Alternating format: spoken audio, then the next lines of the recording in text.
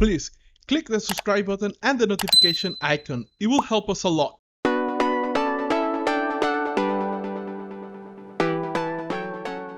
I don't know. I feel like I'm lucky because all the work that I do is just so creatively stimulating that I've rarely felt a burnout. I mean, in animation, you always burn out a little bit because it's just such a demanding thing. So once you're like in the end of, well, I'm actually going to give you an example of for that film Semáforo, where that was very good to me.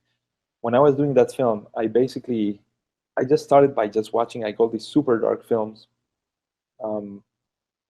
watching like trying to get like into this mind space to make this film. And then I also secluded myself in my room that I was living in at the moment in my apartment. This room that I was renting in an apartment was surrounded by mirrors. And I would just get up in the morning, animate all day, and go to sleep. My beard was growing.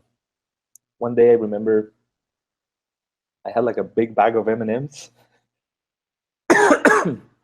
and I look at myself in one of the mirrors of the room, and it was like this kind of like tired face with big beard, just with a bag of M&Ms. And I was like, what is this life? Like, what is this? This is the life of an adult? Like, I don't think this is the life of an adult. And I had a crisis because also it's like I'm making this film. Nobody cares about this film. Only I care about this film. It was a deep crisis, but it was more existential than anything else. And fortunately, I had to go to school to deliver another final. And then I saw people, and I was like, oh my God, it's like this. I love you guys. Like, you know, like it was like this illuminating moment because I was just going crazy doing one thing. Then I made that other film about the homeless people. And actually that film was so involved, like it actually got me a little bit depressed. So I've been learning that it's usually good, no matter how much work you have. First of all, you have to try to keep a big picture. Like what I'm doing now might not feel like the best or the most funnest thing, but just think of what's going to come out at the end. And also try to think what's going to come next. Because we have this saying in Spanish, I'm going to try to translate it, that it says like there's no pain that lasts 100 years, but there's also no body that can take it. So it's usually things are they're temporary, right? So yeah, you might have a horrible week of work, but it's just going to be over next week, you know. What I do try to do is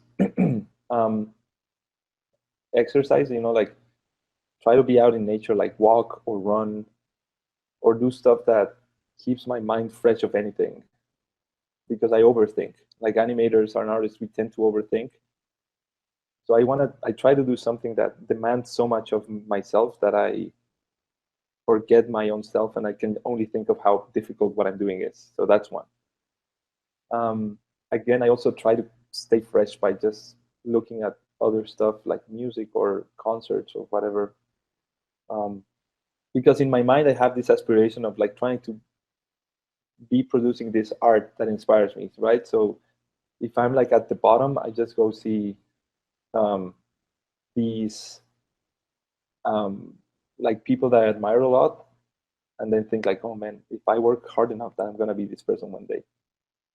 So it's kind of like trying to keep yourself motivated and also trying to keep yourself sane, because that's my biggest thing. Like I can go crazy too easily. And there's a thing that I've been trying to do lately, because I read it's very helpful, which is sleeping, which I couldn't do it before. So try to get like at least 6 or 7 hours of sleep a night, and then that'll keep your mind sane. Because I put it in the way of computers. If you exhaust your RAM, you're not going to be able to process things. And I feel like when you don't sleep, then something comes at you. You don't have the emotions to kind of like, or the energy to deal with it, and then you're just like super emotional the rest of the day. Like, you feel like the world is going to end.